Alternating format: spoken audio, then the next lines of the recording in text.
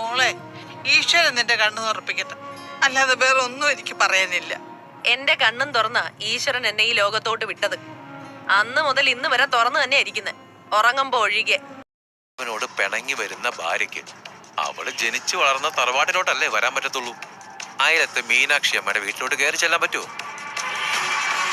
നീ എന്നോട് പിണങ്ങി രാമപുരത്തിന് പോകുമ്പോ എവിടെയാ കയറി ചെല്ലുന്നത്?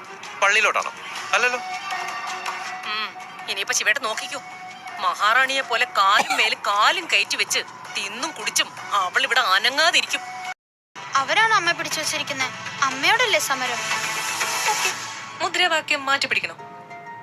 കൊല്ലപ്പള്ളിക്കാരുടെ അടുത്ത് അങ്ങനെ ഇരുന്നോട്ടെ, അമ്മയ്ക്കുള്ളത് വേറൊന്നുകൂടെ വേണം. എന്നെ പരിപാടി, എന്നെ ഉദ്ദേശം അതൊക്കെ ഉണ്ടോ ചേട്ടാ? അമ്മ എന്തി? ആന്റി അകത്തുണ്ട്. ഭവനവേദനവും കടത്തിക്കൊണ്ടുപോക്കുവാണോ ഈ വരവിന്റെ ഉദ്ദേശം? ഞാനും അലീന ചേച്ചിയും കൂടി മാനേജർ അച്ഛനെ കാണാൻ പോയിട്ട് വന്നപ്പം അമ്മ വീട്ടിലില്ല. എന്നെ കോളേജിലേക്ക് തിരിച്ചെടുത്തു അമ്മേ. ഞങ്ങളാണെങ്കിൽ സ്വീറ്റ്സും കേക്കും ഒക്കെ വാങ്ങിച്ചോണ്ടാ വന്നേ, ആ സന്തോഷം സെലിബ്രേറ്റ് ചെയ്യാൻ.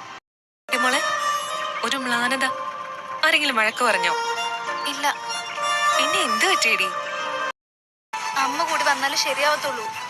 അതിനല്ലേ ഞങ്ങൾ എല്ലാരും കൂടി അമ്മയെ വിളിക്കാൻ വേണ്ടി വന്നേ. എന്റെ ഏറ്റവും വലിയ ശത്രുവിനെ കൂട്ടിക്കൊണ്ടാണോ എന്നെ വിളിക്കാൻ വരുന്നത്?